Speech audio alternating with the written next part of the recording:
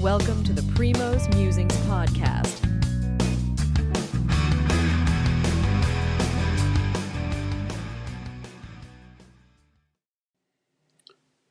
Good evening.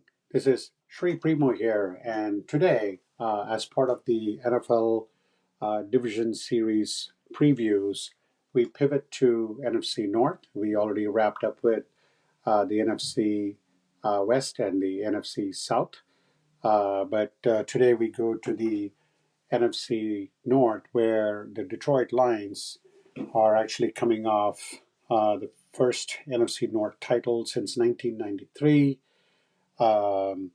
They were in last year's NFC conference game, losing only to the 49ers, but it's going to be very interesting. They are definitely on the upward trend. But I do think that they enter as a division favorite to me. They still have all the key pieces. But let's go one by one, each of the teams within the NFC North. Let's start off with the. We'll start off with the NFC. We'll start off with Green Bay. Maybe let's start with the Detroit Lions. I think they have the best offensive line in football. When you have the best offensive line in football, it gives technically an advantage over any team. And I think all the podcasts that I've done, all the analysis that we've done so far, I've actually seen the fact that when you have like a good offensive line, a lot of the teams, it depends on how far they go each and every year, and it all depends on the offensive line, at least on the offensive side. But Dan Campbell has, gotten this team to play. They buy into his system. Jared Goff has been a great, addition to the team, and like I said, they won the NFC North for the first time since 1993. I think they're primed to go. They've all signed their key players. While they did not make any, big splashes in free agency, they had some good first round picks. I think in a cornerback, I think that's something that they solidified. And then Amon St. Brown, actually, he had the 1,500 yards, with 10 touchdowns. That was amazing, consistent. In 2022, he had like a 1,100 yard. So I think they just signed him to a big 4-year, $120 million extension. And then Goff has definitely got he got a big contract, 4 years, 212. And great signings by both of them, for both of them, and that keeps the core group of players in Detroit. The big thing is the secondary. I think one of the big thing is that there's nothing wrong with the Detroit offense, but their defense, I think, they picked like one of the Arnold in as a cornerback, but there's something that they gave up to the 6th most passing yards in the game last year. So that's something that they want to improve.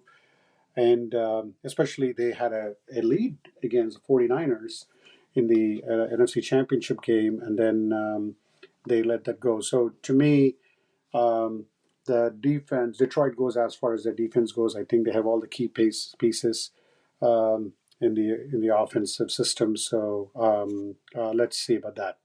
Let's go quickly pivot to Green Bay Packers, which is last year, they were the youngest offensive talent in the sport. And Jordan Love, definitely, I wasn't too sure about how he would do, but he definitely surprised me. And they could be a big surprise team compared to the Lions. And then they could give Lions a run for their money in their own division. And he threw for Jordan Love, had more than 4,000 yards, 32 touchdowns, which is actually more than Mahomes threw, and even Baker Mayfield. And we talked about this yesterday. And again, they reached the playoffs. They really embarrassed the Cowboys in the divisional round. And they had a great chance to win the game against 49ers too. They were actually up. But, the experience was one thing that the 49ers had. when they beat the Packers last year. So I feel that they are going to have, and not only that, they actually they got Love signed up for a contract, and they have full faith in him. And the one big pickup they did was that they picked up Josh Jacobs, the former Las Vegas Raiders running back, and I think Matt LaFleur, definitely great coach, and I think he could scheme the good running game. Josh Jacobs coming off, he led the league in rushing, so I think that's a big addition for a young quarterback, and that would bode well for them. And Jacobs is also a very good pass catcher, so I'm sure LaFleur will get creative with guys with that talent. And then Christian Watson, I think he was actually someone who was a very surprise player for the Packers last year, and he would be a good, and I would say a great addition, or he would be like a good with Josh Jacobs there and Christian Watson. I think Packers are primed for a great season. And then they have Romeo Dobbs, and they have very young receiving talent. And let's see if they can, And one thing about Watson is that he gets hurt a lot, so we'll have to see. But again, the defense also have to step up. I think they played good defense last year. It'll be interesting if they can bounce back there as well. Then let's quickly go to Chicago. And I did forget one more thing. The Packers actually play in Brazil in week 1 versus the Eagles on September 6th. So that will be the first NFL game in Brazil. Looking forward to that as well. Let's pivot down to Chicago Bears. Chicago Bears traded away their quarterback, their number 1 pick, Justin Fields. They picked up Caleb Williams. And this is going to be a very interesting, a lot of information coming up from the mini camp and also from all the preseason is how Caleb Williams is a model of consistency. He's like a veteran there, rallying the troops. So let's see if the Bears can actually have their own 4,000-yard passer in history.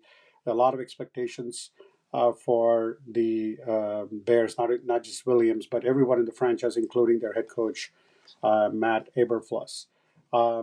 They did have some good pickups from LA Chargers, Keenan Allen, and they also picked up DeAndre Swift from the running back.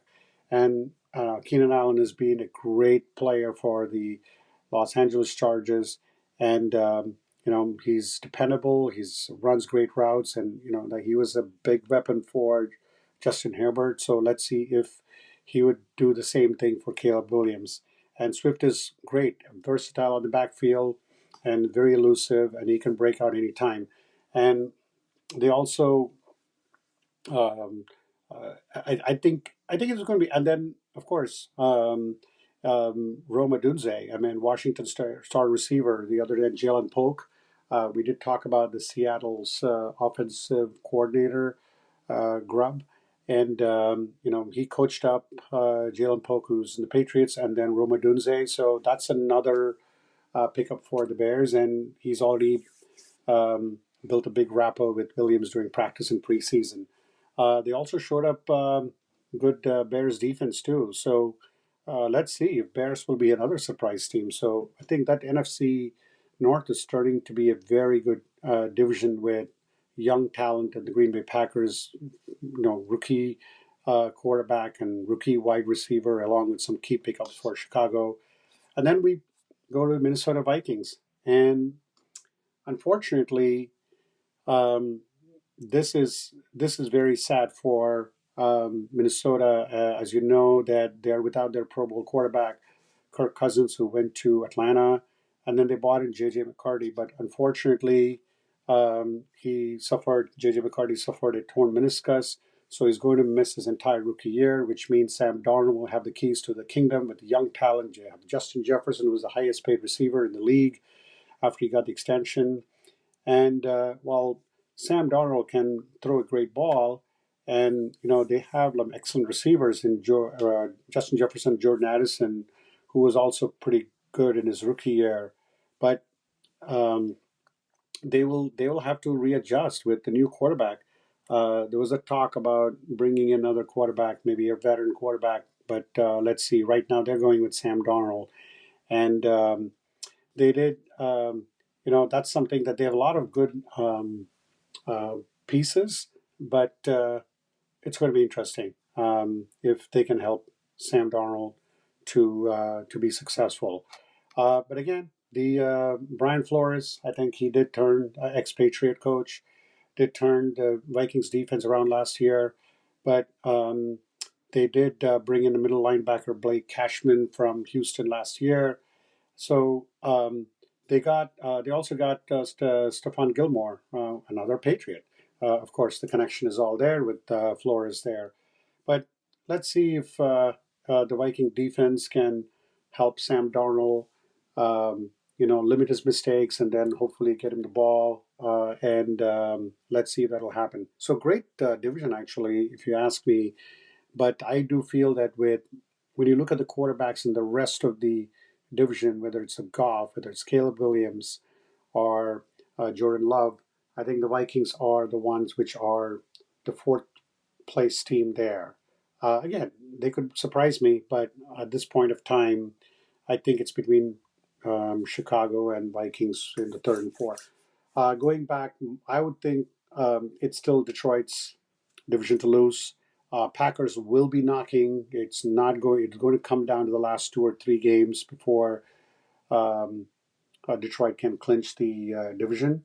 But to me, they would be the team. Detroit would be the team to win, and hopefully they can get back to the NFC Championship where they had every chance to go to the Super Bowl. And that would have been a great Super Bowl if Detroit went there, because that would have meant that Kansas City and Detroit played the first game and they would have played the last game of the season. But anyway, that didn't happen.